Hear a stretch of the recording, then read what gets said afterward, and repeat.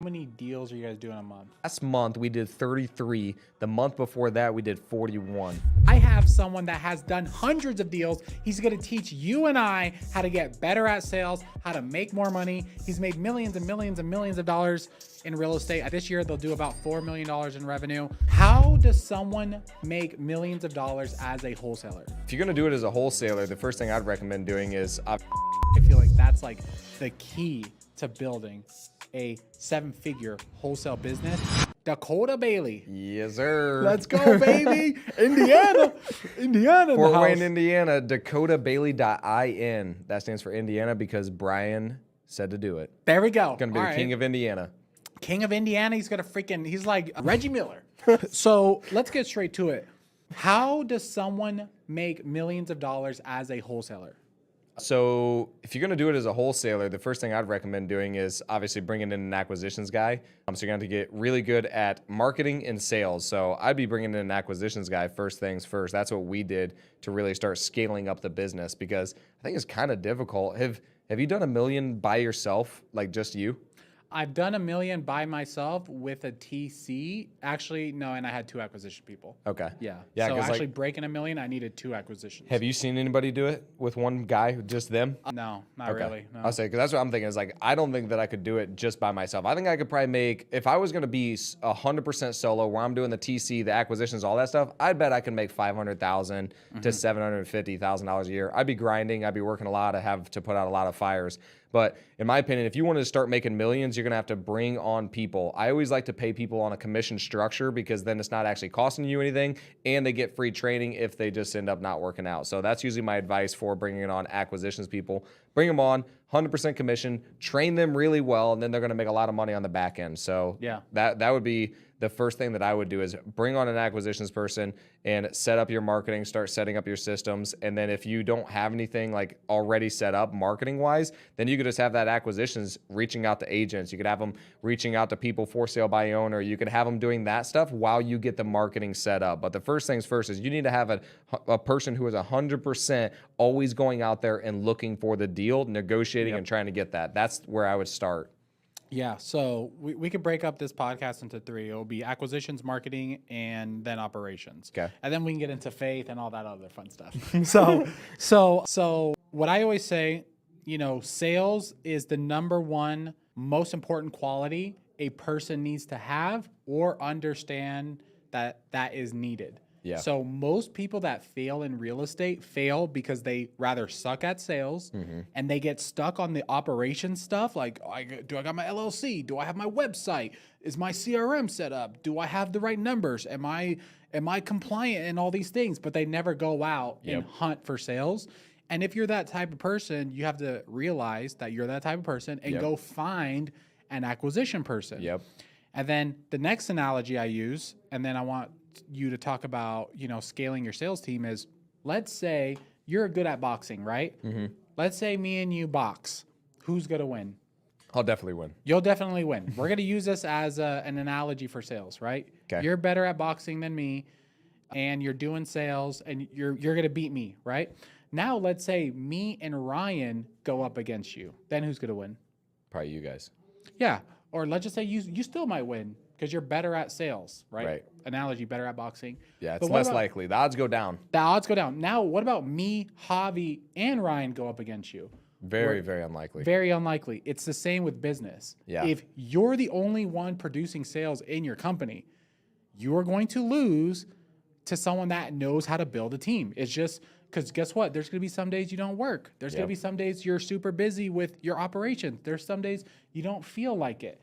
But when you have 3 to 4 other people always hitting the phones, they're going to win. Yeah, and that's a good analogy. And then the other thing is that I always think about you're changing your skill set based on whatever scenario you're in. Whereas these people only have to focus on building their sales skills. Whereas you got to build your sales skills, then you got to figure out how the marketing's going. Then you got to get into your strategy mind and look at the data and, how's this performing? Then you got to go into your TC brain and then start doing the transaction coordination. Like it's a lot of different modes that you have to turn into, and you're changing all of your emotional regulation based on whatever you need in that moment. Whereas if you're just focused on, I'm going to get really good at one thing being sales and acquisitions, which I think is the most important in my opinion. If you just get really good at that, that's all you have to focus on, locking up deals, and then it just moves on to the next person. Yep. And so, yeah, changing your mindset on where you're at all throughout the day is extremely difficult.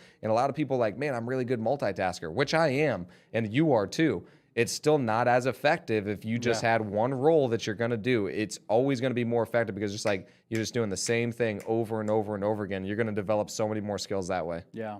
So, okay, so how does someone get good at acquisitions? Okay, so first things first, man, acquisitions.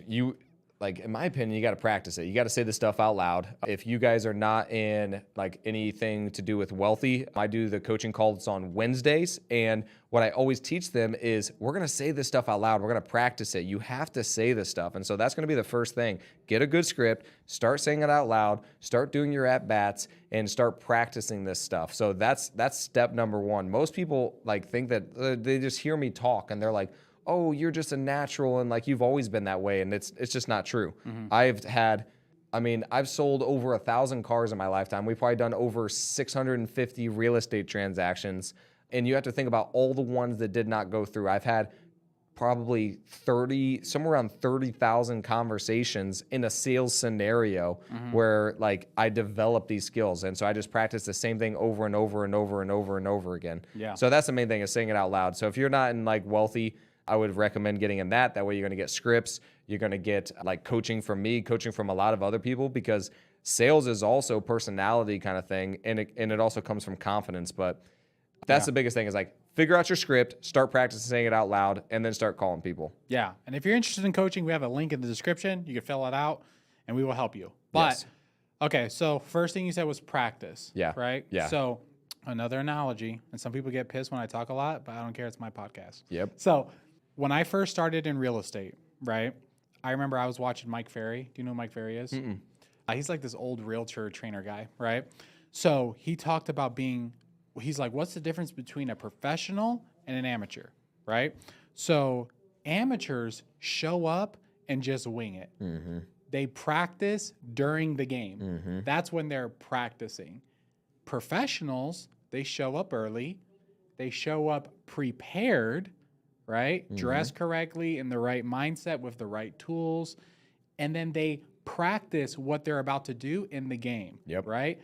I could use Bryson DeChambeau, any golfer, any professional sports player. They don't, if the game starts at 4, they don't show up at 3:59 out there, tucking in their shirt, like, all right, where's my club? All right, let's see. Oh, damn, I missed my first one. They don't do that. Right. Why? Because that first shot matters. Yeah. When you're on the phone with a lead that could make you from $5,000 to $100,000, why the F would you practice on that person? Right. So how do you practice? You learn scripts. You verbally say them out loud by yourself, memorizing them. And then you role play with other people. So how did you do that in the beginning of your career? So I started off in car sales, and so that's where we did it. So we had to go through 3 months of training. Now, I don't necessarily recommend that all the way. One thing I do want to say about your analogy too, really quick, is the same thing about Kobe. So Kobe, did the same thing every single morning, 4 o'clock in the morning. He'd go in and he did the same basics every single motherfucking day. I remember hearing about it. A guy was just like, oh, I thought he'd go in and be doing all this fancy stuff. No, he did the basics. He did the absolute basics every single day. And so a lot of times I tell people, sales is repetitive. You're going to say the same things a lot. You're going to hear me say the same things a lot because you say the same thing a lot whenever you're with a client. So that is an analogy that I heard that just echoes what you said. The other part of it for actual practicing is I had to go through 90 days of training in car sales. I would not recommend that long because you're also not making money during that time. And so if you want to practice, I would say practice on cold calling because you have a really big script. You're going to be talking to a lot of people. You can practice while doing it on real people. I would have an idea about how that conversation is going to go, though, up front. Don't just go in there and just like, yeah, do you want to sell your house? No? Okay, have a good day. Like, just get a script or something. Watch some YouTube videos. Get a general idea about where you want this framework to go.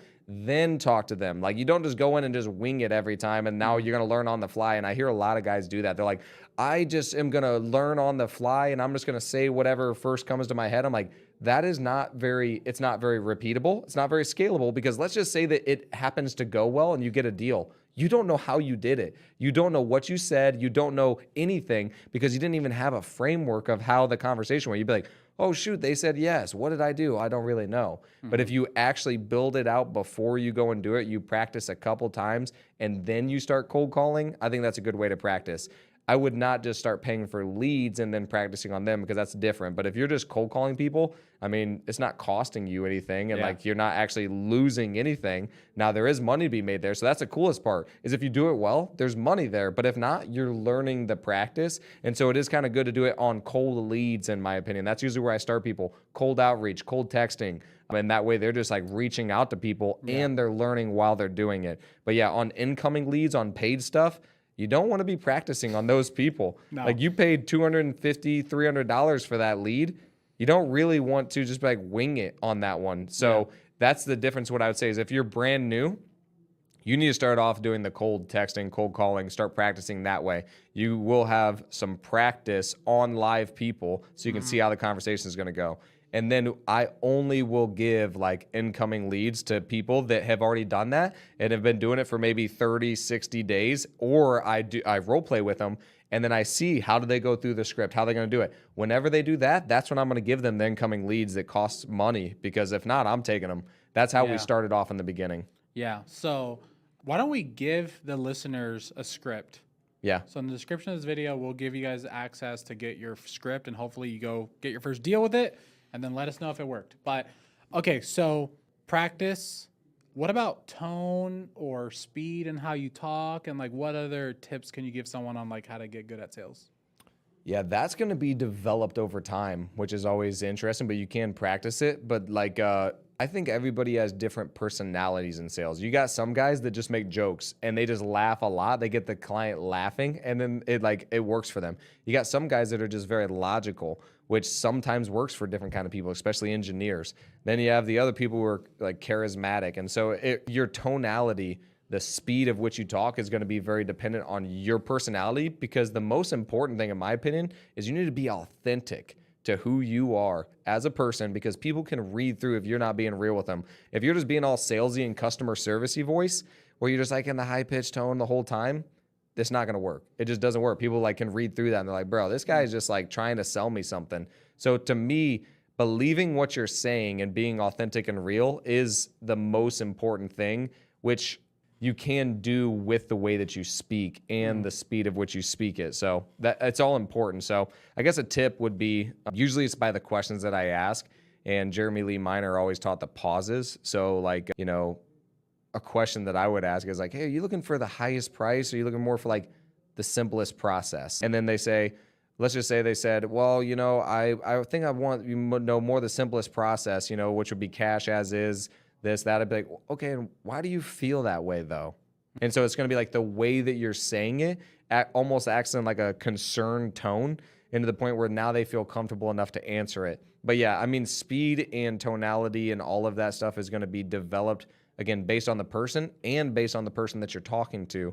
And so I don't think there's a one size fits all, but there is some general rules and stuff that we kind of use. Like that'd be one of them. You can hear the tonality difference. Do you talk, because you talk hella fast, and I slow even down. Like Andrew, Yeah, he your talks acquisition really. guy, like yesterday we were doing, we were listening to one of my guys go through a call, and you guys were like, and I was like, dude, I can't even understand what you guys are saying. You're like so fast. So do you slow down on the phone? Very important. Very important to slow down. I tell him that all the time. I'm like, bro, you got to slow down, and you need to make sure that they have enough time. Like, you should not be going in right when they get done and then just going right after them, because the timing of which you talk after them is important too. Yeah. If you already know what you're going to say right after, that gives them that sales feeling. Yeah. Where you just, you know, and then whenever people hear this whole sales training, they're like, oh, dang, that was a good close. Because they're like, you know, they hear it and they're like, that was good. Customers don't feel like that. Clients don't feel that way. They're not like, oh, dang, that was a good close. They feel like, oh, this person's trying to sell me. Yeah. So what we want to do is have it feel like a conversation where they're just telling you their concerns. You're leading them a certain way, which is in the way that they want. Or if you're putting guardrails on or kind of guiding them to the best solution, they're not even noticing that this is a salesperson. And so then you just have that slowed down tonality where, yeah, you definitely have to give them time to speak, to share their thoughts. And then you're going to speak a lot slower than what I usually talk. Because, yeah, I can talk fast and my brain moves really fast. And that's the other part, too, that's difficult is when you already know exactly what you're going to say because you practice it so many times, you sometimes say it really fast. So that's why it's important when you're practicing to say it exactly how you're going to say it whenever you're in the sales, so you have to practice it the same way, not just, yeah, hey, if we were able to offer you cash and close quickly, what's the lowest you'd be willing to accept on it? It's like, dang, that was really fast. And I'd be like, Yeah. well, I mean, if we were able to offer you cash and close quickly, like, what's the lowest you'd be willing to accept on it? I practice saying it that way. That way, whenever I go to say it, I know the tonality that I want. And you can do that in a mirror. You can record yourself. Yeah. But you want to practice the same tonality that you're going to use. That way, whenever you get in that mode, now you're having that conversation. Now, when we're talking to you guys and I'm on like a podcast or something, I'm like, yeah, I can just spout the stuff off. I can spout off all this different stuff and we talk really fast. I also listen to podcasts at like 1.5 speed. That's why I'm Oh like, my God.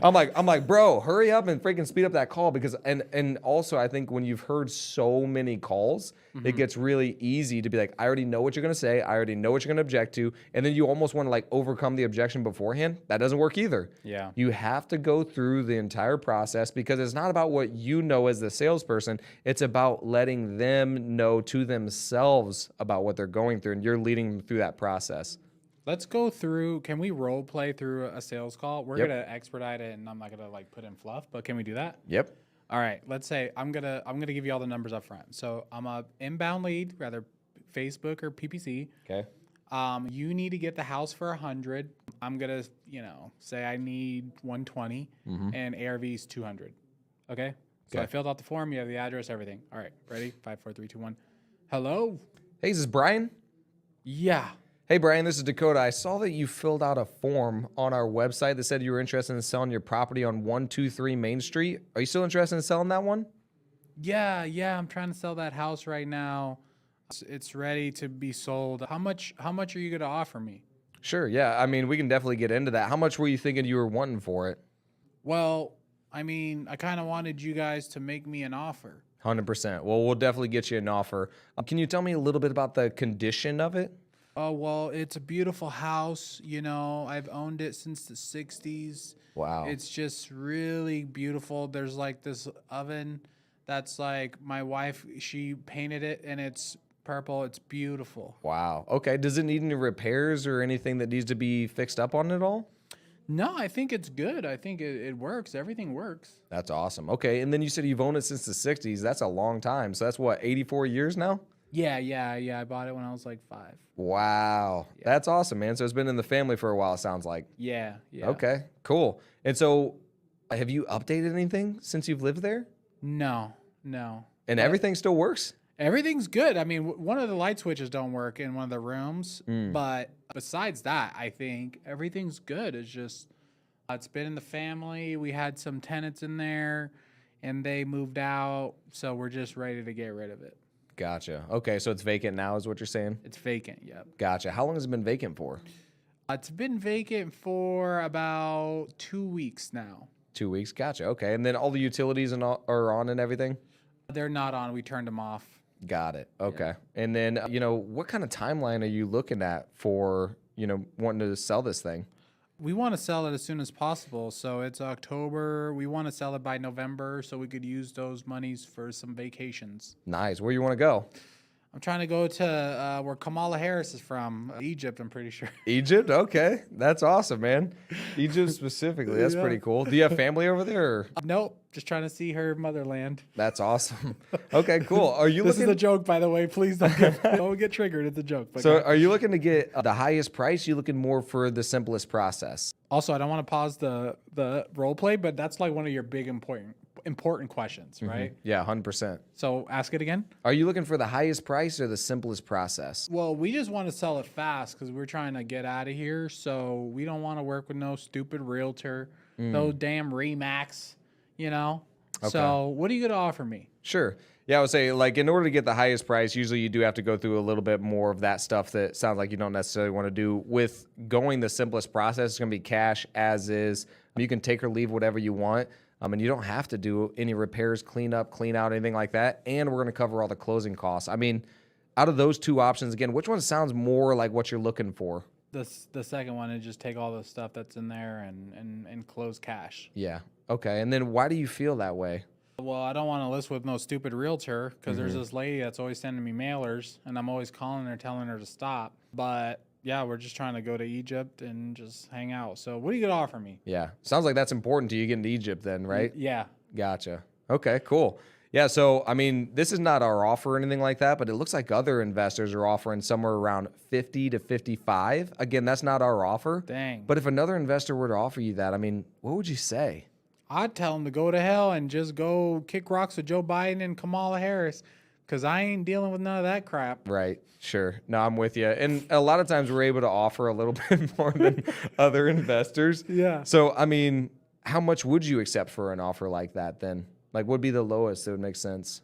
We're trying to get like 120 because we know there's a house that sold around the same street for 150. We're not going to work with a realtor, so we know, saving a little money there. Yep. So that's what we're trying to get. Got it. Okay. And so if you're able to get that amount, would you care who ends up buying it then? Do I care? I don't care who buys it. Okay. Kamala Harris could buy this house. I don't care. Got it. Okay. Yeah, I mean, so, and then the timeline, I mean, would you be willing to wait to go to Egypt for maybe like another 60 to 90 days? Or is that timeline pretty important to you to close fast and let's get you to Egypt? Yeah. So what you're doing right now, to break the role play real quick, you're pitching a novation pretty much. You're saying like, hey, if you wait a little bit longer, you can get more, but you guys are gonna have to novate it. I'm always gonna test it. Yeah. Again. Okay, so in this scenario, I'm gonna say no. No, we're trying to move. We saw your ad say you can close in 2 weeks, so Yep. yeah, that's what we want. Gotcha. Okay, yeah. I would say a lot of times, I'm able to give a little bit more. It just depends on exactly what the person's trying to accomplish. So if you could wait a little bit longer, I could probably get you, maybe closer to that 120 area. But realistically, again, it looks like other cash buyers are doing a whole lot less than that. So what would be the lowest that would make sense for you in order to get you going to Egypt in the next couple weeks? Got it. And then again, to break the role play, I gave an offer, and then you're asking me again if to go lower instead of just spitting out a lower offer. 100%. So, well, I mean, I could ask my wife maybe 110. Gotcha. Okay. Yeah, I mean, like I said, I think at the end of the day, if we bought it at 110, cash as is, and we close in a couple weeks, from the numbers I'm seeing, is a good potential we could lose money on it. And I'm just going based on the repairs that you gave me over the phone. I'm giving some guesstimations and stuff. So realistically, like I said, other investors are somewhere around 55 to 60. I know that's not going to work for you, but how close to that do you think you could come and we can get this thing done? Dang. I mean, I don't know, man. What are you going to offer me? I don't know. I mean, realistically, when I'm putting all the numbers in the calculator, it's coming out to closer to the 80 number. And that's just in order for me to make our minimum profit. Usually, obviously, our goal is to make as much profit as we possibly can. But we also still want to make sure that you're still happy with the scenario too. And so we want to get you going to Egypt. So, I mean, if I can get you 80, can we go ahead and move this thing forward today? No. I can't do 80. Okay. I mean, what can you do then? That way you can move in 2 weeks. Because like I said, I can get you more money. You just have to wait a little bit longer. And so is it worth waiting a little bit longer to get you more money? Or would you want to get in Egypt in 2 weeks and see Kamala Harris out there? We'll do 105. I'm telling you. So here's what I'll say. If I could do 105 and still make money, I'd shake your hand right now and be like, all right, let's get this thing done. Virtually shake your hand and we get this thing done. But realistically, like if I buy it for 105, I have a very high chance I'm going to lose money. So I can't do 105. I mean, can you work with me a little bit if I'm able to maybe I talk to my manager and I can get him to come up to like 90? Would you be open to anything like that? I think go ask your manager if you could do 100. Okay. Yeah. So if I could do 100, you'd be ready to go right now. Yeah. Okay. Honestly, I got to ask my wife. Sure. Okay, well, how about this then? You go ask your wife real quick and make sure, because I don't want to come to my manager and then he gets upset with me because it's already looking like it's over our max allowable offer.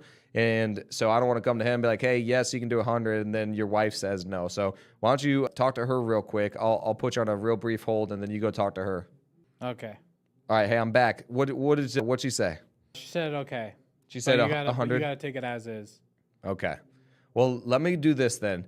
Let me put you on a really brief hold, talk to my manager and see what I can do. Because again, this is looking like it's going to be a stretch for us, but I just want to be sure if I can do 100, you're ready to go right now. Yeah. Okay. Let me go see what he says. And then I probably come back. Hey man, I'm not going to lose your business over a couple $1,000s, am I? No. Okay. So I talked to my manager. If we can do 95, can we go ahead and get this thing wrapped up? We're covering all the closing costs, because at the end of the day, after we do all this stuff, we're going to buy it. We're going to pay all the closing costs. We're going to be all in for right around that 100. So can we do 95 and just go ahead and get this thing done? Let's get you to Egypt. No, I gotta get 100. We put too much money into it over the years. Well, you said you didn't put that much money into it. Yeah, but we put new rain gutters. I put a new microwave. It's fine. Some other guy offered me more, but then he didn't call me back. So Gotcha. Yeah, I would say there's a lot of other people out there that will say that they're going to offer you certain things and they don't actually have the money. We're ready to close this thing in 2 weeks and get you your money, move on. We're not going to let $5,000 hold you back from going to Egypt, are we? no. Okay, let's just go ahead and get this thing done then. I'm going to, what's your email address? Brian, KamalaHarrisCampaign.com. Perfect. You go that hard on price. Oh, 100%. We Yeah. negotiate for every single one. Now, again, what I was going to do there is if you said no, but like I knew you were going to say that. And so I got the 100 approved. Let's go ahead and move forward. Now, it is a risk in a small sense, especially if there's a wife in that situation. I might not, because then he's usually got to go back and talk to the wife again. So in that scenario, I might not negotiate that hard, but I usually still trial. And I would say that works about 90% of the time. Yeah, I think so. There's so many gems. So let's break it down. So one gem that I know happens in this industry a lot is if they need to be at 100, they rather offer 100, right? Or they offer like close. You super lowball 100%. And then the problem right now that most wholesalers are having in this industry is they will lock it up for 110 and like, oh well, I might blast it out and see what happens, and then it doesn't sell, and then they just wasted 2 weeks of their time and the seller's time when they knew damn well they needed to be below 100. In that scenario, so let's go through that scenario too. This is the same thing I was telling Justin yesterday. My acquisition guy. Yeah, so I would, if 100 is iffy, you told me 100 is good, so I knew, okay, all right, 100 is good. If you would not go below and you just kept pushing me and said, no, I can't go below 110, and I asked like 7 or 8 times, I'd say, hey, look, why don't we do this then?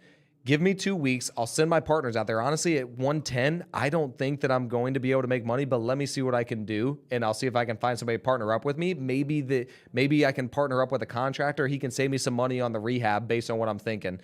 So if you give me 2 weeks, let's go ahead and move forward. Does that sound fair? 90% of the time, they're going to say yes. But now you set the expectation that there's another partner coming in. So now you can come back and renegotiate and say, hey, man, remember when I told you like I was going to try to do this and like I thought 110 was too high. Well, I was right. Here's where we came in at. Now you have your buy price and you go here. Now, the only way I'm doing 100, and this is me acting as a flipper buyer, not as a wholesaler. If you're a wholesaler, I recommend having an out every single time, because the worst thing, in my opinion, you could do is me have that conversation with this person thinking they're going to Egypt.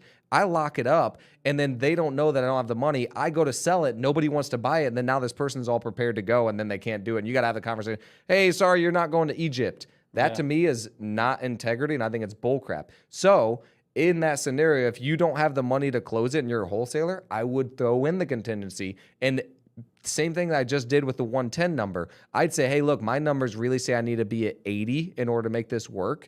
And if they keep pushing me up to 100, I'd call them back. Hey, man, I talked to my manager. I think that we can make 100 work. It's just going to be us walking through and having our partners approve this. Because, again, I'm just going based on the information you told me over the phone. So what I'm going to do is I'm going to send them through, get some quotes, and just make sure that we can do that. That way we can all get what we want. And so then I'm going to send them over the agreement there. But now I set the expectation that, hey, I'm sending people in. I have a way out. Now it's like if I have to have that conversation, you set the proper expectations. The only reason I'm saying that is because I'm going to close on our deals, because if we tell somebody we're going to do something, we're going to do it. So that's the only differentiator I want to make there for wholesaler versus like an actual person flipper. Yeah. So the key line that you always like to say is, do you want the best price or the easiest process? Yeah, you want the highest price or the simplest process. Okay, the highest price or the simplest process. And then let them choose. If they say highest price, you're going to probably pitch them a novation price, something that you could list on the market and novate. Yep. If they want the easiest convenience, you're going to pitch them a cash offer. Yep. And then if they really want retail and their house needs nothing, you could push them to an agent if you can't novate it. So if you can't novate it, go to an agent, see if you can get a referral. And we've done that before too. Yeah. So that's only if they actually want the highest price. Most of the time, you know what people say when you say, hey, I want the highest price, or do you want the highest price or the simplest process? They say, I want both. Well, that's still a novation. Yeah. And then I guess for the highlight reel, like how many deals are you guys doing a month? So last month we did 33. The month before that we did 41. Okay, so you're averaging between 30 and 40 deals a month. Yeah. Yeah, so crazy. if you're listening to this, this works. This is not, Right. theory or any of this crap. No, yeah. I think, honestly, in my opinion, I think we have some of the best acquisitions guys in the game. Like when I hear everybody's, I mean, I take all of their scripts that I hear these other people, and then I just add it in ours. So like the only person that I've seen, in my opinion, now that can close better than us is Eric Klein. Ooh. When I hear him. You know what? Hold on, Dakota.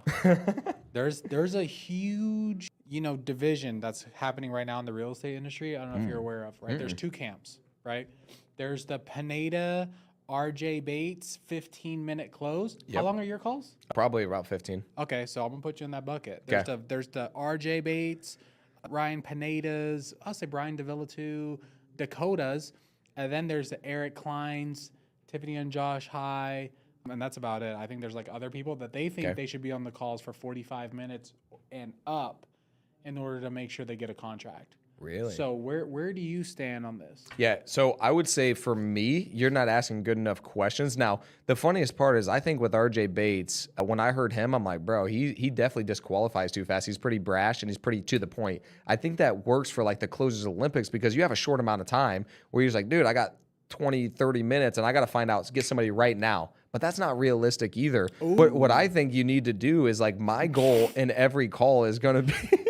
RJ Bates be taking some shots on this podcast. Dude, I mean, he's a beast. Dude, I think he's a great closer. I think he's a beast. I'm just saying that like I think he misses out on deals because of the way that he frames a question and speeds through them. Yeah. Now, he gets more deals because he goes through them too though. And so that's the interesting thing is like it's a balance of cold calling but then not wasting your time. He's very good at not wasting time either.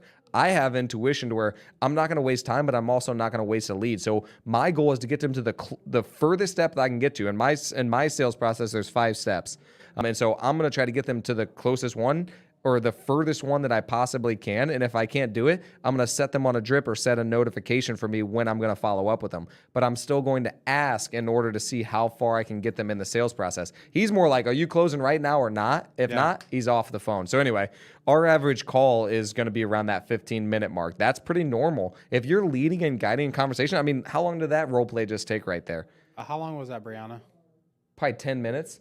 Yeah. So that was probably 10 minutes. Most of the time they go a little longer because I'll build more rapport. Yeah. I'm going to make jokes, but I still built a little bit of rapport where like that person in that scenario is still like, oh, dang, this guy's kind of funny. Like I kind of like him, But usually I'll build probably about 3 more minutes of rapport. It does not take very long when people just feel close to you. Now, you have different people who want to talk and like continue to say things that don't matter. Like you started going on about that stove. If you kept going on about the stove, like, yeah, the stove and she painted this and this and that, and like you kept going, I'd be like, oh, doesn't it, like I would interrupt you while going on something that makes sense and where you don't feel back on track. Yeah, but you don't feel like disrespected either. So that's about timing and finding out how to do it. Or you'd be like, hey, speaking of the stove, is there anything that needs repaired?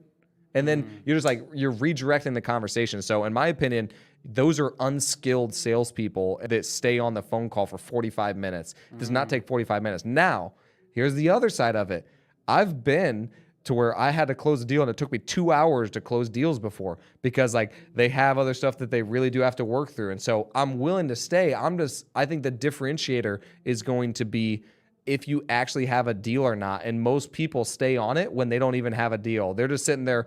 How's your day going? Oh yeah, my day's going really well too. And like, they're just sitting there having conversations about nothing. And they think that they're building rapport. And they're like, man, that person really liked me. I think I'm going to get that deal tomorrow. They really liked me. Yeah. And then they sell it to somebody else and like, oh my gosh, I can't believe they did that. I thought we had such a good relationship. I'm like, no, you didn't know how to close. And so that's the difference is like, I think that the people who take that long are not good closers. Now, I mean, Eric Klein, I'm telling you, I've listened to his stuff. Like he's a closer. He's a very good closer. I want to go over your 5-step process you said you have. Oh, snap. All right. Do you have any notes? Yeah, I better pull it up real quick. There we go. While he's pulling this up, guys, listen, if you haven't subscribed to the #1 podcast for flippers, wholesalers, and entrepreneurs, then what are you doing? Take a moment and subscribe. It's good for you. It's good for your family. I don't care if you vote for Trump. I don't care if you vote for Kamala Harris. Just subscribe. All right, 5-step process. So step number 1 is going to be the intro or qualifying the lead. So that's just introducing yourself. Hey, you do want to sell this property, right? You always want to get affirmation they want to sell up front.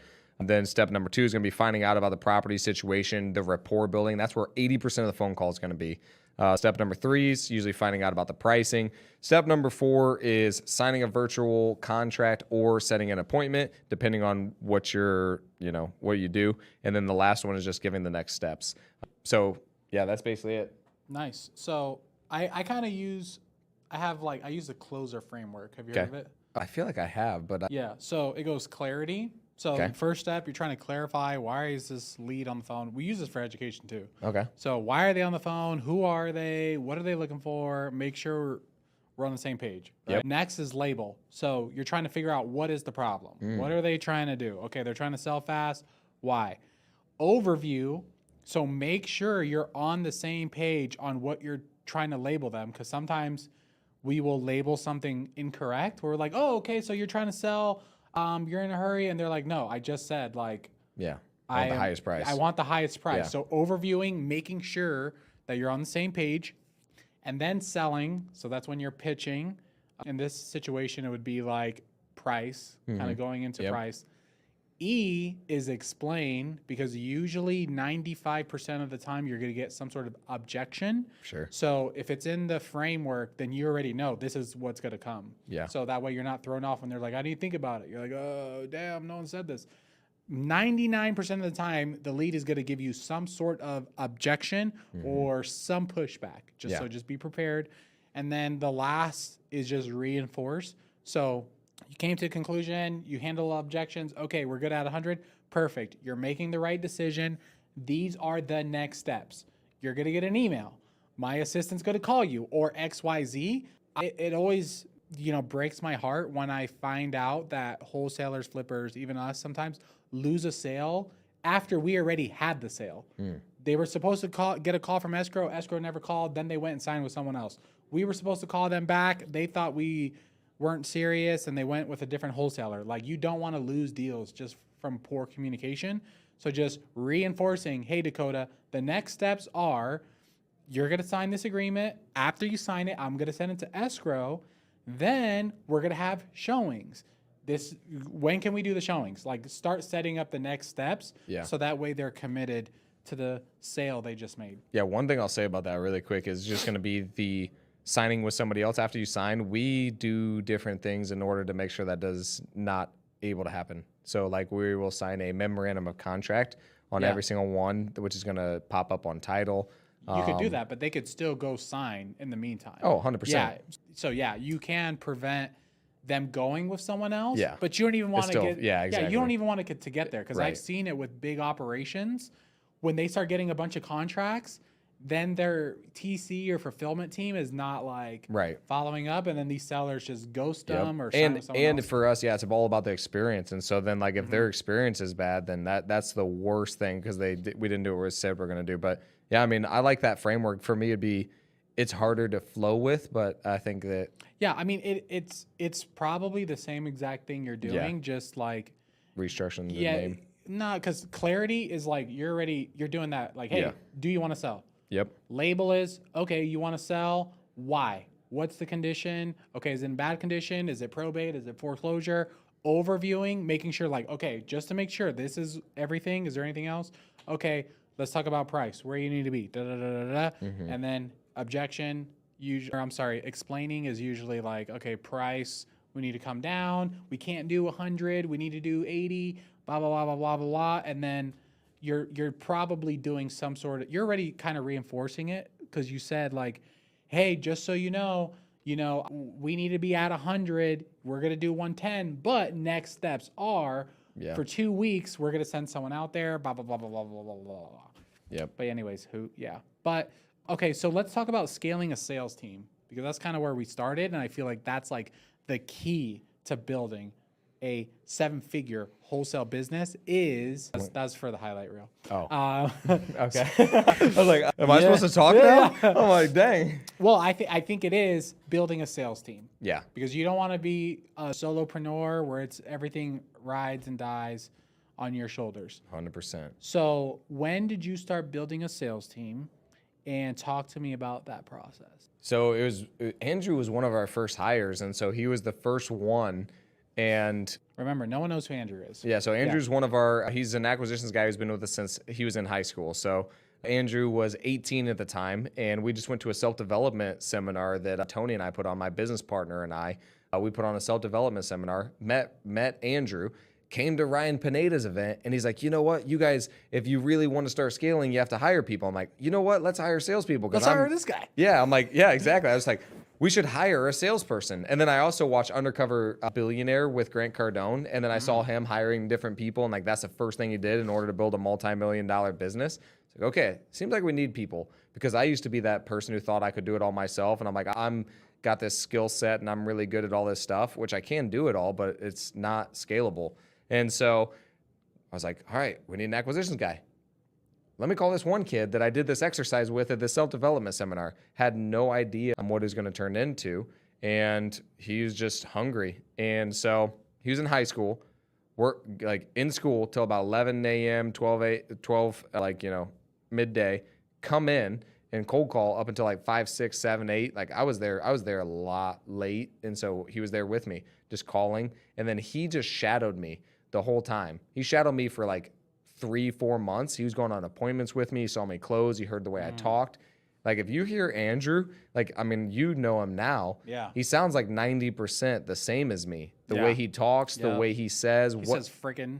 Yeah, just like in a sales conversation, he sounds even more like me because it's a script that I wrote. And so then he's saying the same exact things as I would say. Sometimes the timing of which he says them is a little different, and he's a little faster pace than I am. And I think that I build a little bit more rapport, but 90% the same. Yeah. So anyway, that's how it all started. Honestly, the way that we found the second guy was the guy who just kept coming to me, and he wanted to partner up. He had a deal. His name's Luis, by the way. So he came into the company he had a deal. He had it locked up for, I think he said 90. And then he's like, I think I can sell it for 100. I'm like, bro, let me go on the appointment with you. I go to the appointment. I get it locked up for 80, and then we sold it for 110. So he was going to make 10. Now he's making 15 because he got me involved. But also he got to learn how to do that, how to close and all that stuff. And so he kept bringing me deals that I just kept negotiating and closing for him. And then he was learning like that. He also, that company, there's a wholesale company, they're renting office space similar like this. They're renting office space from us, and they just kept wanting to partner up on deals. So then they started hearing the way we close. Then Andrew became good friends with them. He's like, bro, you got to come on our team. You got to come on our team. You got to come on our team. So Andrew was actually recruiting Luis more than I was. And then one day Luis just came in the office like, hey, dude, I want to work for you. And I'm like, dude, you work for the other company, and are you ready to go right now? He's like, oh, let me think about it. I'm like, dude, don't come into my office again unless you're ready to go. I'm like, if you're doing it, you're going all in, because he's kind of wishy-washy. So anyway, so I was like, bro, if you're going to do it, you're going to do it. Funny. And so I like set a boundary. So and so anyway, that's how we got him. Yeah. And he's been a beast too. Yeah. From there, honestly, like when we started posting and stuff, and people saw how many deals we're closing, and like people knew me from car sales too, because I did pretty well at that. And there's different plaques and photos of me in the dealership. And so then they're like, oh, dang, like people wanted to work through us through that. So that's helped a lot for recognition and then people reaching out wanting to learn how to do this. So then usually I just put them through the cold calling process. And then from there, if they start to do well, because we've ran through people that didn't work out and it's like, nah, you don't got it. And it just is what it is. There's car sales guys that can't sell. They just, it's a different thing when you're reaching out to someone as opposed to them coming in for a brand that they already like, want, and everything. You can develop a lot of skills in car sales, but just because you're in car sales doesn't mean you're good. Do you think Andy Elliott's sales training works for real estate? I think Andy Elliott doesn't even do sales training anymore. Bro, every time I'm like logging in, I'm like, dude, I want to learn something new from Andy Elliott. I'm like, because I listen to all these different guys and I love to do sales training. And then I listen to his, I'm like, it's like literally tactics on how to sell. And then I did not hear one tactic. I got real motivated though, dude. I was like, all right. Talking about his YouTube, or you signed up for his stuff? No, YouTube. Yeah. No, I've never signed up for his stuff. So maybe he does give you tactics there. I can tell that he was a salesperson, but he's the power close, which is, again, that's going to work. And I think that worked like more back in the day a little bit more. I think it's harder to do now. And I think that, I think he's just more of like a leadership guy more than anything. He's actually tried to close me on coaching with him. Oh, really? It was $100,000. I don't know if I'm supposed to say it, but it was $100,000 and it was $2,000 a month. Damn. And then I was like, so you pay 100 and 2K? Correct. Oh my gosh. And you spoke to him directly? Yeah, because the Macklin twins, dude, they're cool dudes. I freaking love all of them. I like them too. Yeah, I like the Macklin twins. I like Andy, dude. I like what he stands for. I like what he preaches. I like the way that his energy. We went to his office, dude, and like for me, it's like we're gonna go spread more love, more respect, more of like that energy for other people because we saw him. So I freaking mean no disrespect from it. No, I love him too. I have a lot of respect for Andy Elliott. And like before, honestly, I used to be like, I don't really like this. And then what changed it for me was he did a podcast with Bradley Martin. Mm-hmm. And during that podcast, he said something. He was like, you know what the God of this generation is? Comfort. And I was like, damn, like that's so true. Like even for myself, I just want to be comfortable. I just want to, like, instead of chasing comfort, like I should be, chasing, I don't even know, greatness, purpose, all these other things. So he said that line in that podcast, and that was the first time he's ever said anything that I've heard that I was like, ooh, that was good. Yeah. And then he had a couple other like liners in there. Then he spoke at WealthCon right after that, and I actually did a podcast with him like a while ago, and I was so tired that I ended the podcast in 15 minutes. Really? Yeah, I was so tired, bro, because it was like WealthCon is like a 4-day thing. And I was just so tired, bro, and he was just going off. I just couldn't handle it. So I was like, all right, that was it. Great. And but anyways, his wife, I've had his wife on the podcast too. She's a freaking beast. Wow. I've talked to those twins. They're freaking awesome. So even I was just curious on your opinion on that. I don't want to talk crap about Andy Elliott. No, so what I want to finish what I was saying though. So basically they were selling me on that. And then I was like, okay, what is it? This, that. And for me, it was like, it's very similar, honestly, to what you guys have with Ryan. And I'm like, bro, I feel like I have that. And like, do I think that Andy could help me? Yes. But how much time does he actually have? How much attention am I going to get? It's funny because I tried closing him because I was like, $100K and $2,000 a month. Okay. I'm like, I will do that if you're going to come speak on our stage once a year. I'll do it. And I held out my hand. I'm like, let's go. And then he's like, see, you're trying to make it transactional and stuff, and I'm trying to build a relationship. I'm like, I don't think that's what we're doing here. You did this in person? Yeah, he was there in the office, and then like I was there talking to I think it was Evan. But anyway, I was like in his office, and then Andy came in, and then he was like trying to close me, like, dude, you want to be part of it? I'm like, it's that same close, it's the same energy that he always used, which I like it.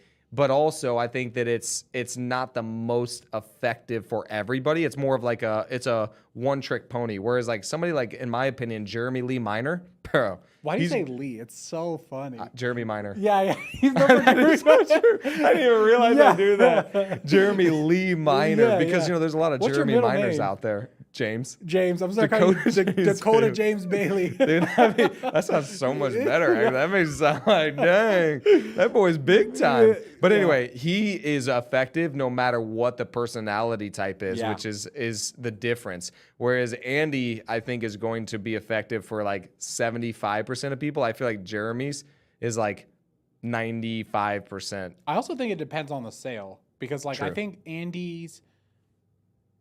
So I wish I could mix a salesperson with Andy Elliott's mindset and work ethic, and then Jeremy Minor's sales skills, and thought process. Right. Because the problem with Jeremy Miner's people is like they want to go do high ticket closings, and if they don't get the best leads, they're not going to go out there and grind. They're like they're more trappers. Sure. They're going to sit back and wait for the right person and try to get them. Where Andy's going to go out there and bang the doors and talk to the people, go shake the hand, make the relationship. Where Jeremy Miner's more like, well, why do you feel like that? Yep. And that's exactly what I'm trying to create. Is exactly what you said. In myself, that's exactly what I want to be. Is I want to be both, because I have both sides of me. That's the interesting thing. Is we all have different sides of us. It's just like how much of each one. But yeah, I want to be exactly that, and that's what we're trying to recreate. Is both. That's exactly what you're saying. And I think we are, honestly. I think we're creating both, because we have the skill set, and we have a bunch of killers in our office who definitely want to dominate and do well. And I always like the guys that are more like Andy, honestly, because then you have to reel them back. It's harder to push people forward than it is to be like, okay, bro, we gotta chill bring, out. Yeah, bring it down a little bit. Slow down. I like that more than like, hey, bro, we need you on the freaking phones, because if you don't have the desire, for me, it's harder to train that. And so I would rather have an Andy Elliott than I would somebody who's just like, oh, let me just wait for the right opportunity and I'm going to use my skills. It's like, no, dude, go create the opportunity and develop your skills. Yeah. So with Wealthy Investor, we've sold, bro, $25 million worth of coaching or more. Wow. Our best stuff that has worked was Jeremy Miner stuff. Yeah. Yeah. Like by far. Yeah. Our best closers were straight. But they took Jeremy Miner stuff and they made it their own. Yes. But they were very okay, so why do you feel like that? Mm-hmm. Why do you, okay, well, if this happens, if you don't get this, then what happens? Yep. Oh man, how would that make you feel? Mm-hmm. Andy Elliott's that's not his thing. No. He's like, if I could do this, this, and this, do we have a deal? He's more exactly. I don't know how to label it. Yeah. I think that it's me telling you what's best for you as opposed to you realizing it yourself. That Jeremy Miner acts more as a counselor, and he's asking you questions that way you realize it in yourself. Andy, which he does really well. That's why leaders and salespeople, they're very similar in different things, but they have a lot of similarities, because what Andy does is he casts a vision for you. Hey, dude, your life could be this, this, and this. Here's where we're going. Dude, I can see this for you. Why, you really want to stay where you're at right now? Come on, man. I want to see you step up, which is what he does to you, which is why you like him, and you see him do it to other people, because he cares about them. Yeah. And so, again, I have both sides of me where I can see, you've given me a lot of advice. Mm-hmm. And so you have that dominant personality too, where you're like, dude, here's what you should do. Here's what I think will be best for you. And then you're projecting that, and you want the best for them, and people can feel that, and you're projecting it. But imagine if you're like, well, where do you want to go next? Why do you want to go there? What would happen if you didn't do this? And then that would make me realize it, and it's less confrontational. Whenever somebody else is pushing their ideas on you, you automatically get defensive about it. And by you, I mean me and all of us as humans, we get more defensive. Even my wife, I'm like, you need to do this. And I'm like, okay, well, damn. But it goes back to leadership, because so I've worked with Ryan since 2020, something like that. One thing Ryan has never told me to do something. He's never, and I used to, and people would be like, oh, how's it working for Ryan? I'm like, I don't feel like I work for Ryan, because he has never said, hey, get on the phones and make more sales. Right. It's like, hey, the goal this month is 200K. How are we going to get there? Yeah. No, he just tells me the goal. Oh. And I'm like, okay, well, damn, how am I going to do this? He let me do me. And that's why we were able to work together for so long and have the relationship we have, because he never tried to force me or come on, because I don't respond to that. Right. So I would be like, nah, I'm good. So with some people you can do that. With some people you have to do the Jeremy Miner, and then some people you almost have to lead them like Jesus, where you just tell them a parable and let them figure it out. Yeah. And I mix all of it. I think stories are important. Jesus told a lot of parables, a lot of stories. I think that's important. I also think it's important to ask questions in order to find out where they want to go. And I think it's important to push them to do that freaking thing, because you hear where they're at, you hear where they want to go, and you can see the resistance that's stopping them from getting there. Yeah. And then you can be like, hey, look, I know you're scared. Let's go ahead and do it anyway because you've been scared now for 2 years. Let's go ahead and move forward because you do not want to stay where you're at. And so my belief in what's best for them is going to push them to that based on what they said before. And so then I feel okay with pushing somebody because I'm not pushing my idea on you. I'm pushing your idea and holding you accountable to it. Yeah. And so it's just an interesting balance between leadership, accountability, sales, all of it. Like it all goes into play where you have to ask questions. You got to hold them accountable. You have to push them to make the decision because otherwise they're going to stay where they're at. It all ties in together. And I didn't realize the similarities between leadership and salespeople. And Andy Elliott's actually the one who like said something. He's like, dude, salespeople are leaders. And I didn't realize that. They're leading them to a certain outcome. And then whenever, like Ryan is a great salesperson, dude. Yeah. Like he was a great salesperson before he's ever a leader. And I didn't realize that they're so similar. Yeah. I think what the idea that I just got in my head, right, is because you said belief. Mm-hmm. So something I got to do after this podcast, I got to go buy all my sales guys swag and get them more bought into Rocket Cash Offer and like why we're the best. Yeah. Because if people have the belief, that helps them sell more. 100%. Not like, oh, I'm just out here chasing commission checks. If I'm like, dude, when I used to be on the phones for Future Flipper, I genuinely believed I could change people's lives. Yep. And I've seen it with you, with Zasha, with Clint, with it goes on. There's a kid, Donovan, that made, I don't know, he has the guy with the McLaren. Yeah. 21 years old. I remember signing him up at WealthCon, like, dude, I know you could do it. And he's like, all right, F it, I'm gonna do it. So I have the belief in my coaching. Yep. So that's why I could push. 100%. And I need my salespeople to have that same mindset with when we're trying to buy someone's house that we are truly the best, because then they are more likely to push rather than to just like, whatever, like it is what it is. There's so much to that. I think that you have to actually be the best then, and that has to be the standard. Like, why are you the best? Because we're going to treat them the best. We're going to do this. Like, what are you going to do that's different from other people? And then hold them accountable to that. Hey, guys, this is how we're going to treat people. We're going to treat them with the best love. So while we might not give them the most money, they're going to be in the best transaction they've ever had because it's going to be the smoothest, easiest, most loving people they've ever worked with. So one, you have to do that. And then it's so funny that you mentioned that because I was actually upstairs with the guys who were selling Wealthy and stuff. And then I was getting on the call and I was just talking to this lady who was a contractor. Her name was Lisa. I still remember. It's funny. Anyway. Yeah. It was like I was explaining to them the best thing that you guys could do is remind yourself of those people who were like me, who were like Clint, who were like Zasha. Mm-hmm. Write down the story. Write down my story. I was a car salesperson.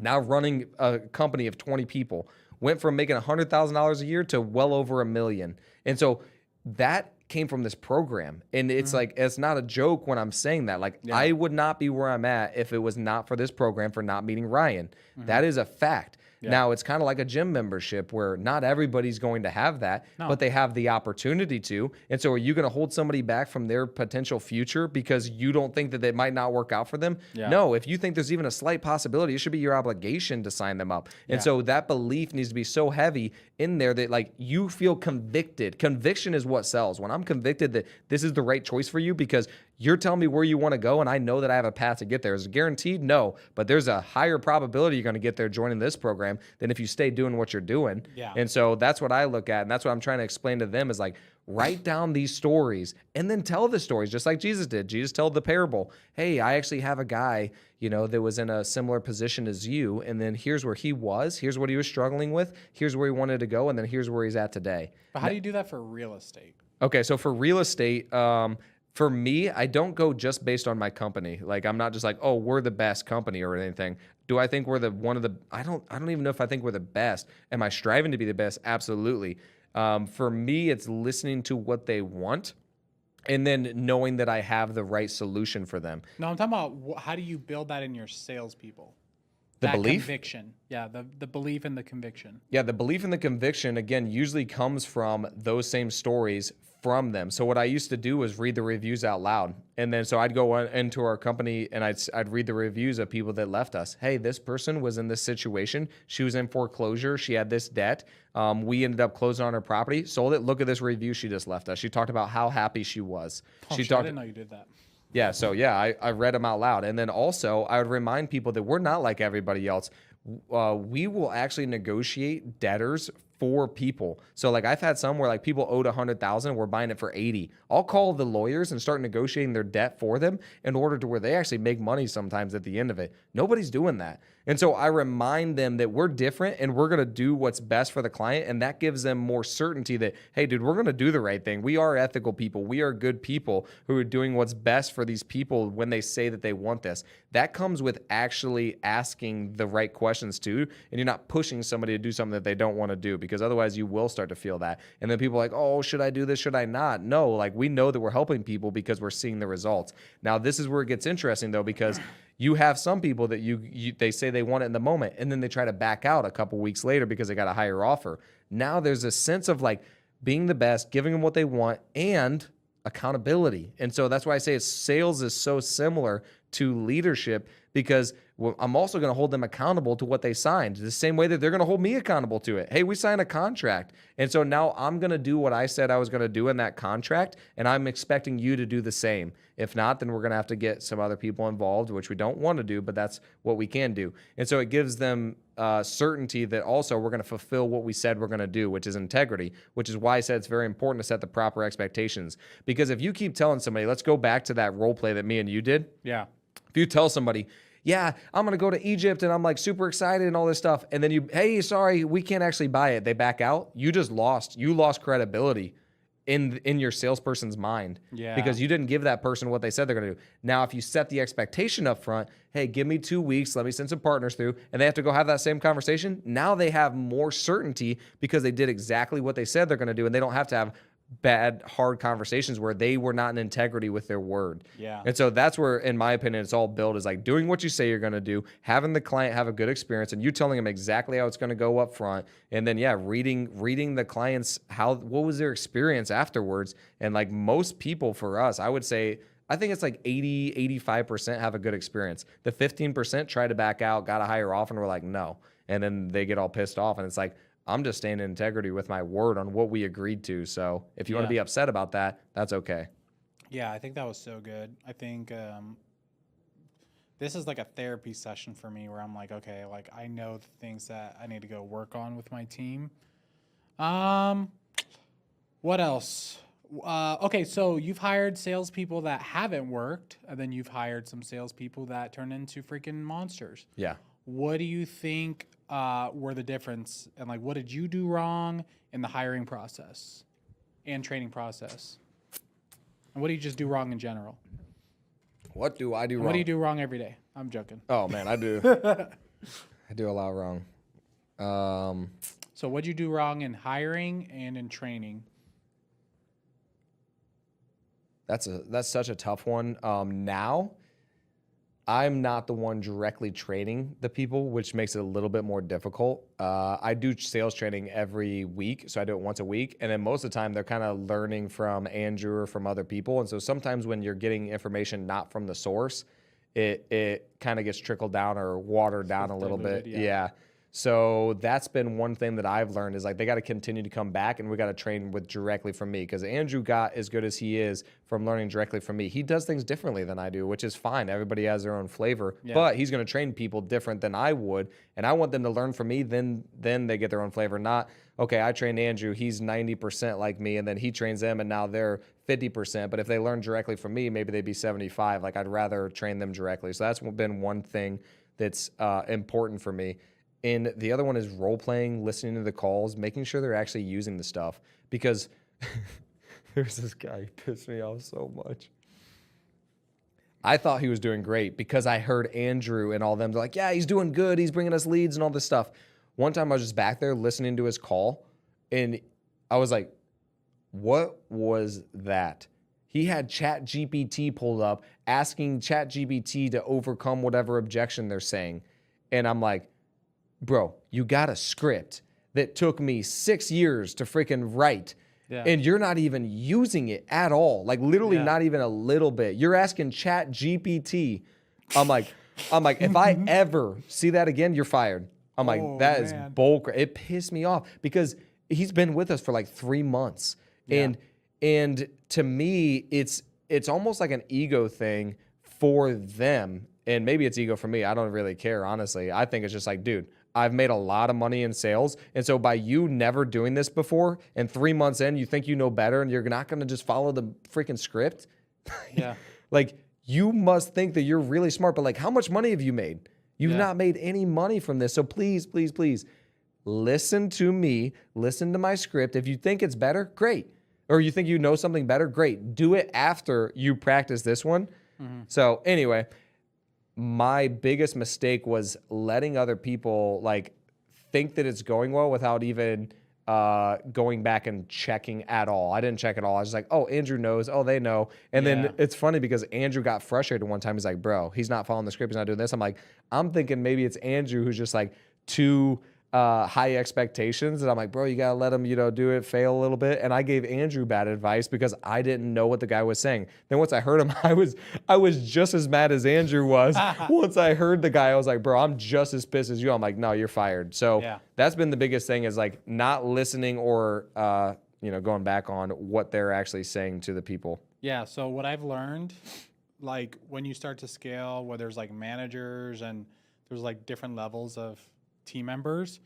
I learned this from Wealthy Investor. Even this just happened with Rocket Cash Offer with Justin and like the salespeople. I'm like, dude, we should be getting a deal a week, and now we're not. And he's like, oh, it's the marketing. It's the marketing. I'm like, that's what they always say. I'm like, dude, it's not the freaking marketing. That's the marketing didn't say. change. That's it's what they been the same exact damn marketing this whole time, and all of a sudden, one guy leaves, and we replace him with another guy, and now we're getting half the deals, and you think it's the marketing. Yep.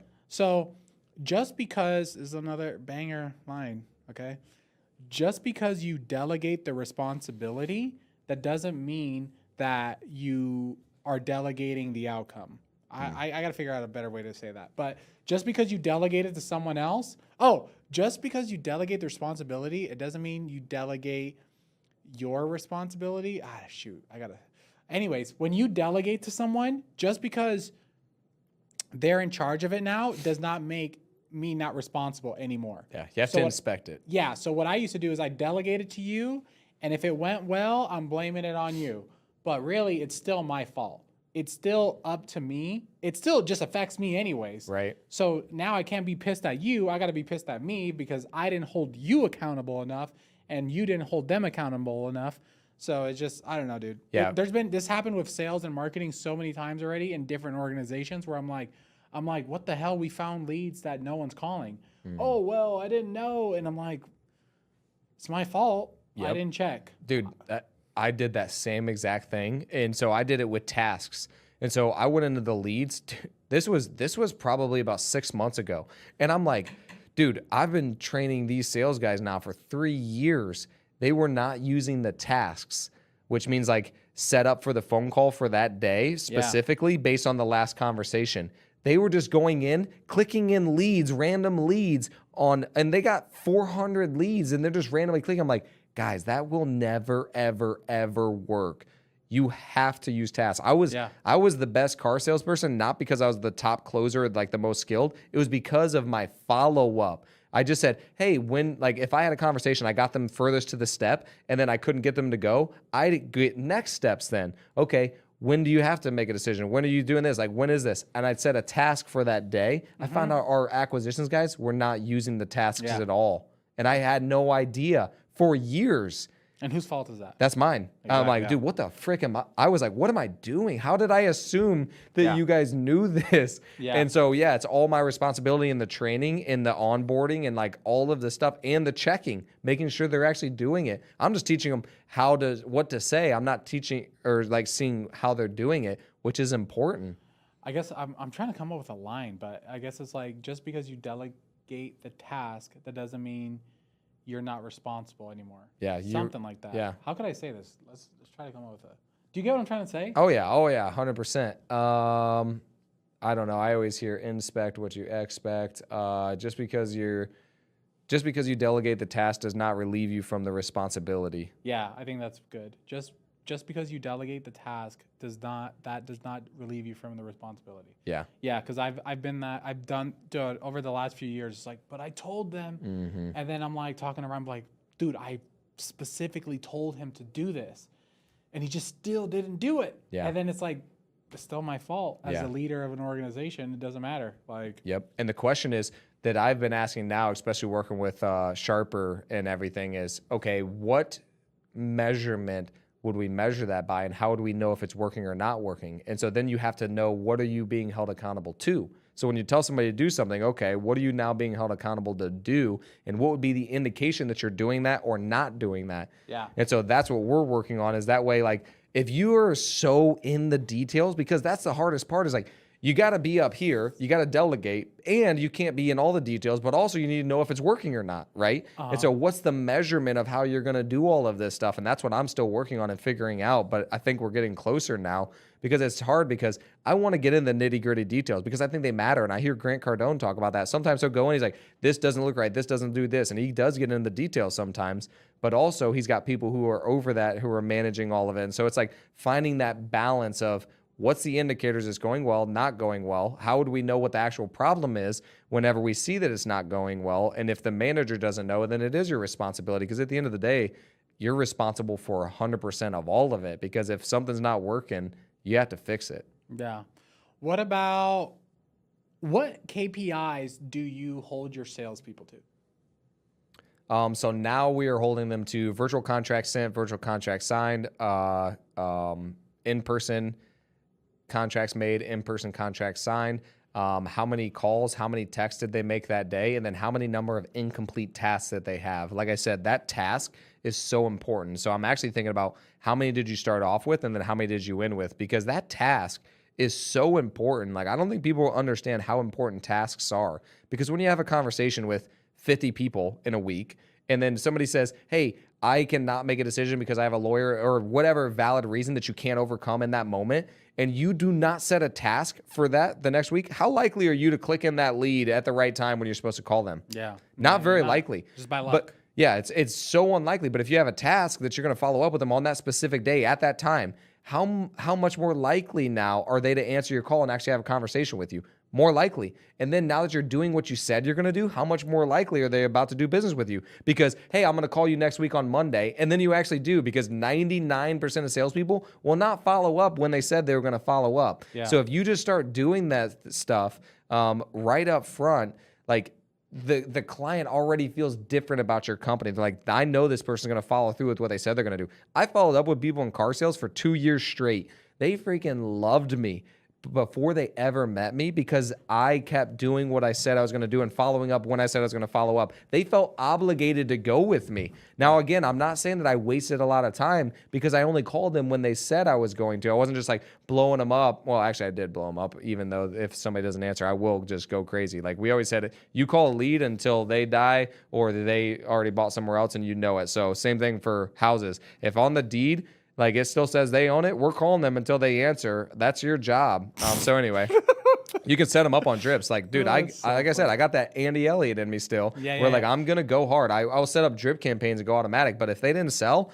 and they filled out a lead that said they wanted to sell, at some point they're going to sell. Yeah. So anyway, those are the KPIs that we track. Is those. So ones. how many dials and texts do you want a day? So for us, we're probably, I mean, honestly, it's probably right around 50. Like Okay, 50 texts, 50 calls. And these are not like cold calling. So I want to be very clear about that. These are leads.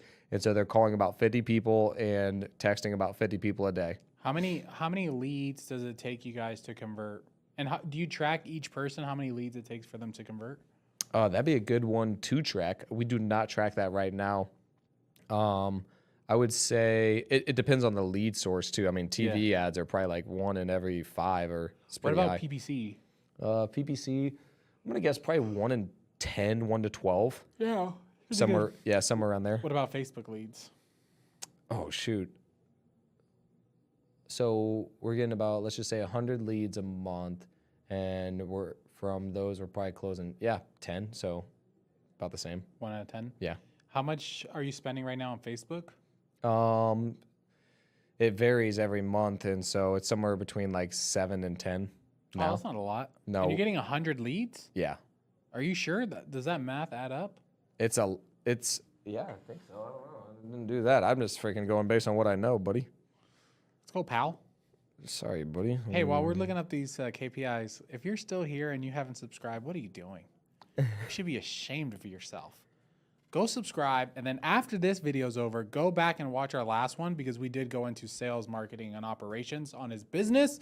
But today we're probably not going to be able to get some marketing and operations. But That does make sense because our average cost is around $100 per lead on Facebook leads, and then if we're getting 100 leads a month, that's around $10,000. okay. So that's about right. And the 7 to 10, there's 7 to 10 actually on the ads, and then with Lead Kitchen, then we pay the $3,000 retainer. Okay. And so that's what I mean, like 7 to okay. 10. So it's probably more like 7 to 13 is realistically if you're including the retainer cost. Got it. Okay. So let's talk about you want 50 dials. How many texts?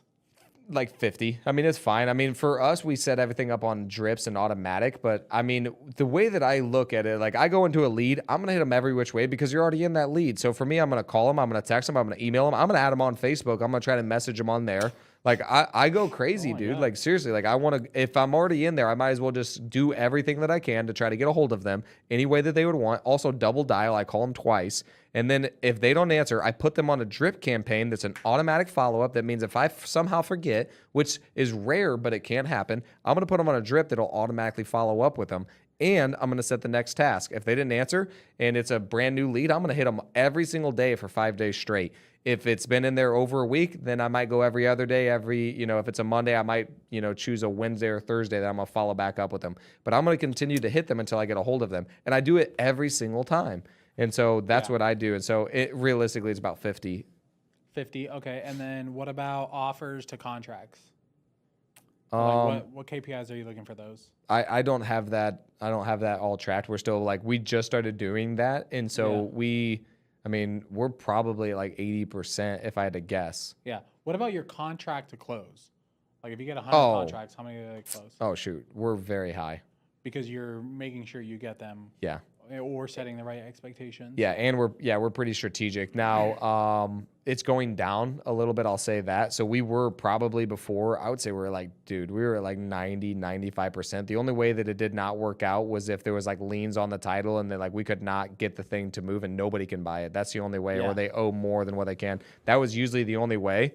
Yeah. Or one or two would fall through a month. Yeah. Now with novations and with new areas, because we're going into way more areas. We're going into Indianapolis. We're going into these Muncie, Elkhart. We're going into new areas that we don't know as well. I would say we're probably fall through rates probably up to 20% now. Oh, okay. That's still not that bad. That's high for us, but yeah, it's not that bad on average, but it feels very, very weird for us. What is okay, before I get to the last segment, the people that failed, the acquisition people that failed, why did they fail? That worked for you? Because I feel like they had the training, they had the leads, where was the mistakes? Because then when I asked you what were the mistakes when you hired and trained, you said it was when I delegated it. But in the beginning, when you were hiring and you were the trainer, I mean, the biggest thing was one, lack of desire. And then if they start blaming other things and other reasons of why they're not doing well, before I'd be like, oh, it was basically almost an insecurity in myself because I didn't know what I didn't know, right? Yeah. I'm like, oh, I don't know if I'm a good trainer. I don't know if I'm a good leader. Yeah. And so it's almost an uncertainty where I'm like, maybe it's me. Yeah. Maybe I'm not giving them everything they need. Whereas now I'm like, no, I got some mother frickers that are making a couple $100,000 a year, so I know it ain't me. Holy flippity flop. Yeah, I know it's you now, right? And so in the beginning, it was not knowing, and then whenever somebody wasn't doing well, what I wanted to do was help more. Oh, maybe they need this, maybe they need that, maybe they need to come alongside of me. And no, they just sucked. They didn't have the desire. Now, do I believe that they could have developed it? Yes. I believe that anybody can develop sales skills. I think that some people are going to take way longer than others, and it's probably not even worth it for them to try. They'll go make more money doing something else. Even engineers, they could learn it.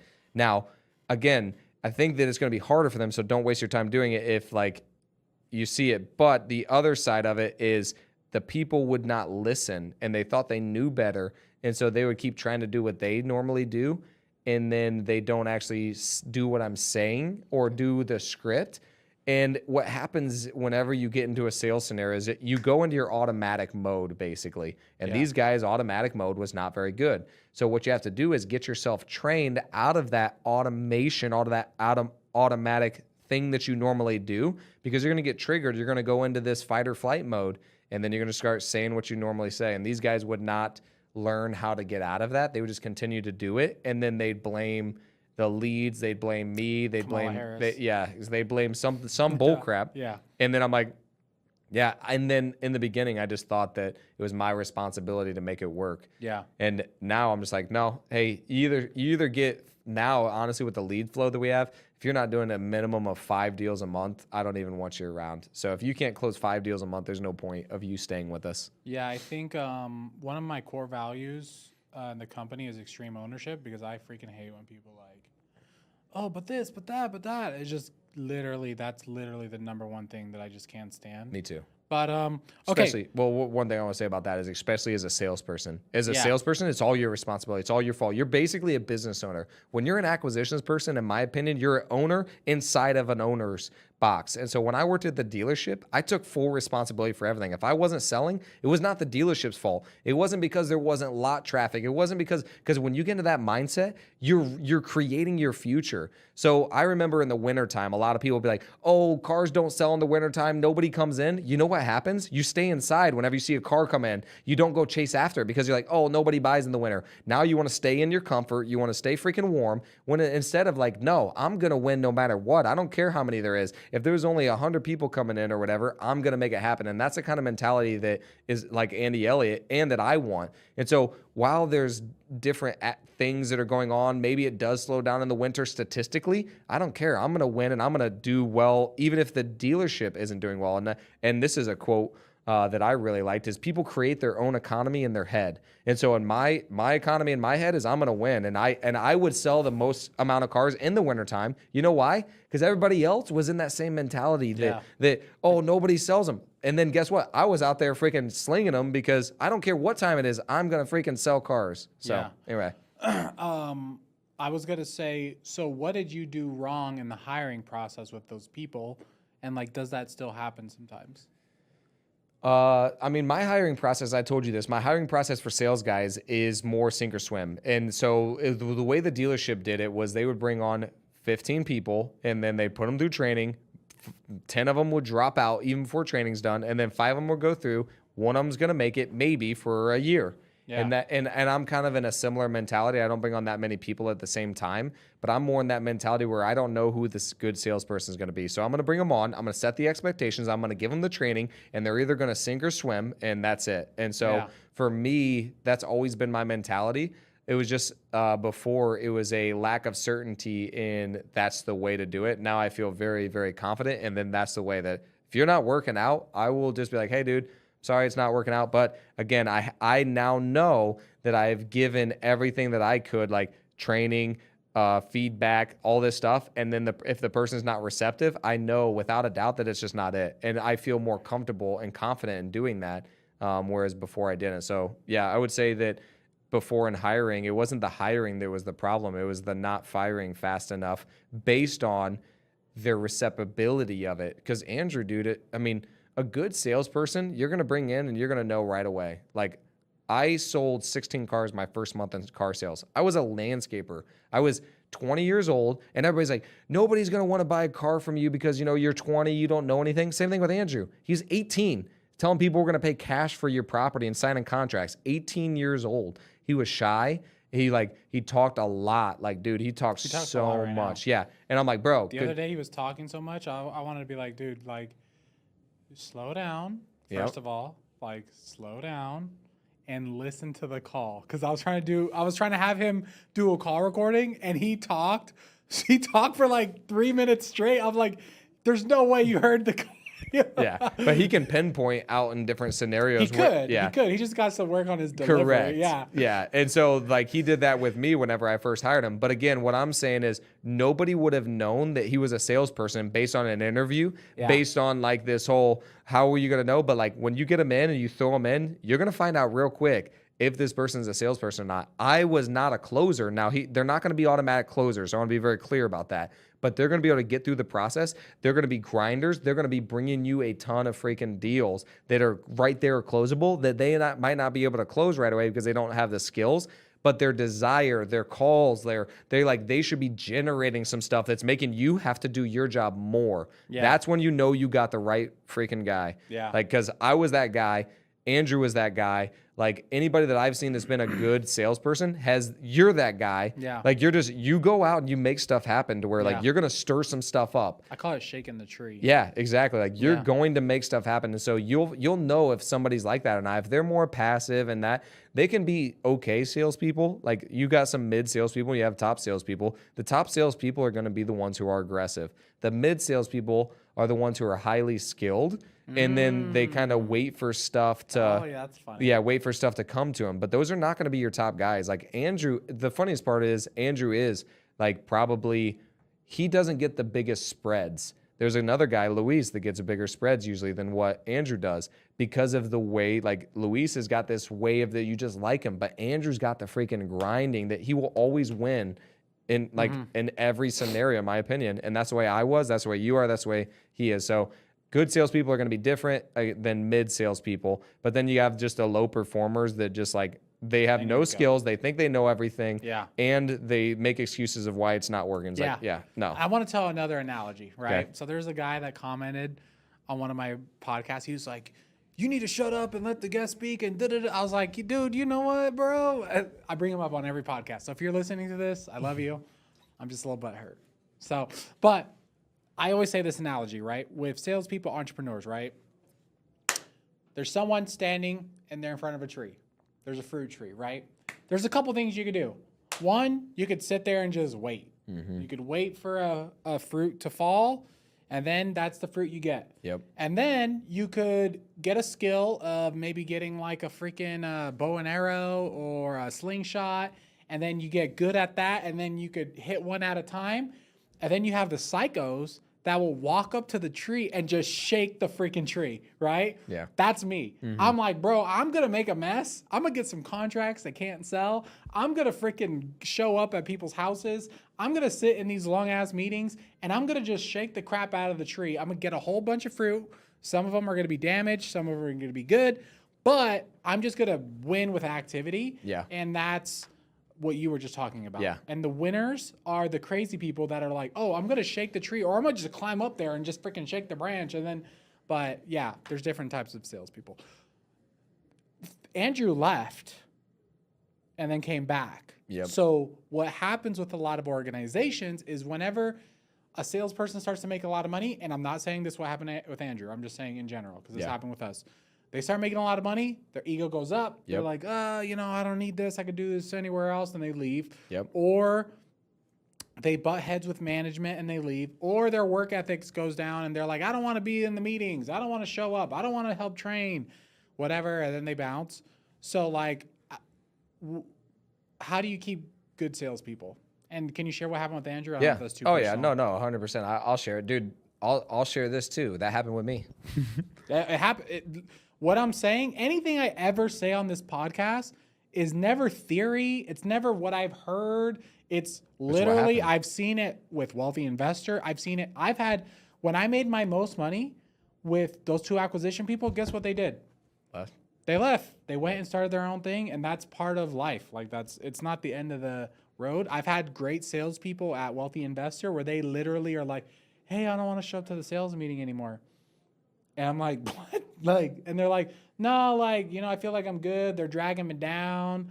So that is the process of running an organization. 100%. Yeah. So, man, there's so many different thoughts that go into that. So one is it's very rare to find somebody with high skill and low ego. And that's what it takes to be a really good salesperson. And it's so difficult because the more skills you get, usually the higher your ego goes. That's going to be in a roller coaster. And so you've experienced that. I've experienced that. Andrew's experienced that. And so I understand it and I don't hold anything against them. But I remember when I was in the dealership and I was getting salesperson of the month after month after month after month.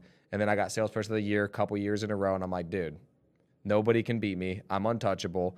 And also I was doing the right things. Like I wasn't smoking, drinking, partying, all that stuff. And the other guys were. So I'm like, dude, there's no way I'm getting fired. I started thinking I can do whatever the frick I want. And then managers would tell me to do something. I'm like, nah, Like, I'm good. Because I'm like, dude, what are you guys going to do without me? Right. Yeah. And I started to think that I was bigger than the organization. And then reality came in and I found out I wasn't. And so it's the same thing that I think is that I told Andrew. So Andrew came to me about a year and a half ago. He had a similar conversation. He's like, hey, man, all my friends like, why aren't you going to do this by yourself? You can make more money. You could do this. I'm like, yeah, you're right. You probably could make more money doing this by yourself. But is it going to give you the life that you want? Do you want that headache? Do you want the stress? Do you want the stuff? That's the question you have to ask yourself. And it's not given. Yeah. I could say this for fact. I've had so many people come and go that they're like, I'm going to do this on my own.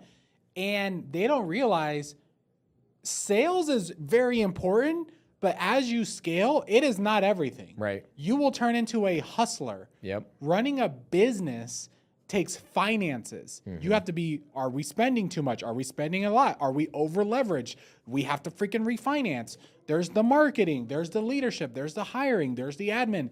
It's not just sales. 100%. So like even you at your car dealership, you're probably like, dude, I'm slinging cars. Bro, there's the finance department.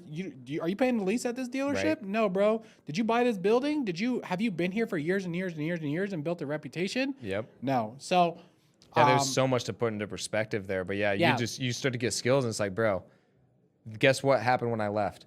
A new salesperson of the month came. Yeah. It's like the world is so much bigger than whatever you think that you are. And so that really helped me to put it in perspective of like, dude, while I can be great, I'm not that great. And that the company's going to be fine. And so I told Andrew the same thing about a year and a half ago. I said, hey, dude, you can do whatever you want to do. I'm not going to be upset with you. We're going to survive. Because he started to feel like he built LTD in some sense because he was like with us from the beginning, And so he's like, oh, like, I feel like I should get, because people were putting this in his ear, by the way, too. Yeah. Other people were talking to him saying, well, you built this and you make them all this money and stuff. And that's what everybody says. And so it's so interesting when we had that conversation. I think that, it helped him. And then it came back a year and a half later, which was about 4 or 5 months ago.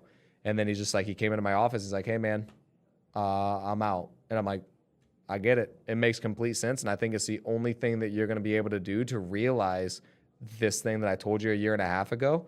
You gotta experience it now. And so like, honestly, I care about people. And this is a difference I would say between me and a lot of other entrepreneurs is like, I really, really, really care about my people. And I want the best for them. And so I told him, I'm like, bro, I think it makes sense for you to leave. And here's what I need you to promise me. If you're going to leave and do this stuff, you're going to go to therapy. Like, I need you to go to therapy at least twice a month because I knew what demons he was struggling through. And I know him well enough to like, dude, you can go make more money and you could be a multimillionaire and you're going to end up very unhappy with your life. And like, I'm not the kind of person that just looks at you as like a income producer for me. Like I care about him like he's like my brother, and that's the way I feel about a lot of my friends. And like, well, I call them friends. They're like my people that work with me, and so it's very difficult for me when they make decisions that I think could lead him down that path because I think he could make more money by himself. I actually do think Andrew, I think he's got the capability that he could do it. I think he'd be less happy. I think he'd be less fulfilled. I think his life would not be as rich as it is right now with us. And so that's where I think that people choose to stay with us because of the life that we get to create together. Yeah. That they're like, dude, I know that being around Dakota makes me a better person. Being around these people who are in the company that want me to win makes me a better person. It's very rare to be around people who actually want you to win and genuinely want you to win. Mm-hmm. Like, I don't think that people understand that energy when you get to celebrate your success with other people who are happy when you win. Mm-hmm. Most of the time, people get very upset and very jealous. And when you go out into the real world and you start making money, everybody's going to be upset with you and very jealous. But when you got that group of people, it's like, dude, I freaking love that you did that. What else can you do? That makes you step up and level up. And honestly, in my opinion, have a happier, more fulfilling life. And so I think that's what Andrew found out when he left was he has the ability, but some of the emotional reward that you get comes from people cheering you on, being happy for you and stuff. And then like when you're around other people who are doing that all in their different areas and departments, we're building this thing that we're all making each other better, not just monetarily wise, but we're holding each other accountable spiritually. We're holding each other accountable relationship wise. Like there's another guy that's on the team, Ryan, he's our transaction coordinator. He texts his parents every single day as actually his dad died just recently. It's pretty brutal for him. But he texted his dad every single day before that and told him they loved him. And so when we get to hear what other people are doing that's hard, that we know we want to do and we want to be more of that, and we're holding each other accountable to that, like, man, we just have like a brotherhood that is just unlike any other, in my opinion. And so that's why people stay with us, is not just because they can make the most money. They make good money, but they're living the life and going on the same trajectory that they really want, and their life is getting enriched in a lot of different areas. So that's the reason why I think that people stay. Yeah, and I think Andrew's like a freaking beast, and I think he's super young. And my advice to Andrew is like, keep doing what you're doing.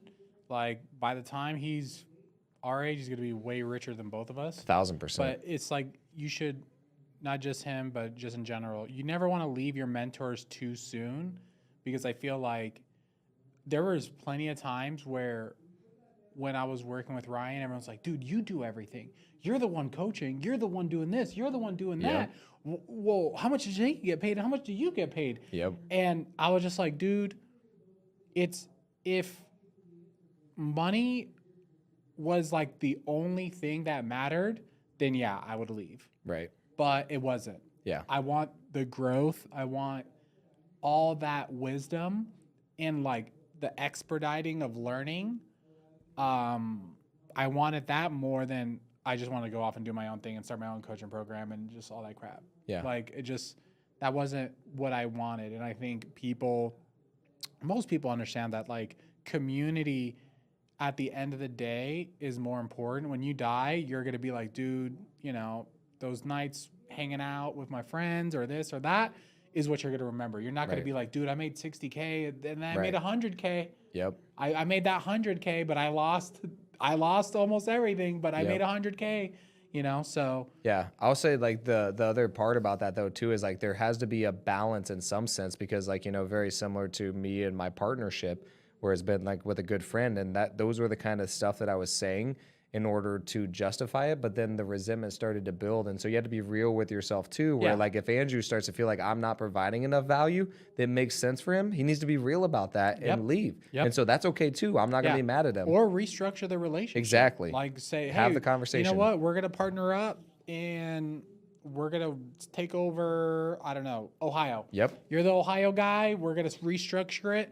And but don't leave too early, and don't be afraid to have those conversations, because what happens is like when you, the more time that conversation should happen to when it happens, the longer it gets, almost the worse it's going to be, because then when you start yapping what you've been wanting to say, it comes out. It's worse. Yeah, it comes out bad. Yeah. And I would say like, especially in this employee-employer or like just partnerships in general, because like you're more of a partner with Ryan. If you start to feel, if you start to feel like it is unfair or anything, just have that conversation and then say, how are you going to provide more value, or what do you feel? And then it's either going to work or it's not. But at the end of the day, like you want to at least say, let them know how you're feeling. So if Andrew came to me 5 years from now, bro, he's gonna be a beast. I mean, the trajectory that he's on, like you say, he's gonna be way wealthier, dude. He's gonna be a millionaire probably within the next couple months. So he's on a way different trajectory. And I'm like, dude, what else can we do together in the future? And if he wanted to, you know, be responsible for more responsibility, I'll give you more piece of the pie. But you got to take on more responsibility. Now, if you're going to stay in your current role and you ask me for more, we might have an issue. But if you want it to look different, I'm open to that. I'm open to partnerships, and I'm open to giving up stuff as long as it makes sense for both of us. Yeah. Well, thank you so much for coming on the podcast. We're going to have all your information in the description of this video. But for the people listening to this on Apple and Spotify, if they want to find you, where do they go? Instagram is dakotabailey.in for Indiana, because Brian said I'm the king of Indiana, or soon to be. All right, guys. Thank you so much for listening to and watching the Wealthy Investor Podcast, the #1 podcast for flippers, wholesalers, and real estate entrepreneurs. My name is Brian Davila. Subscribe. Peace.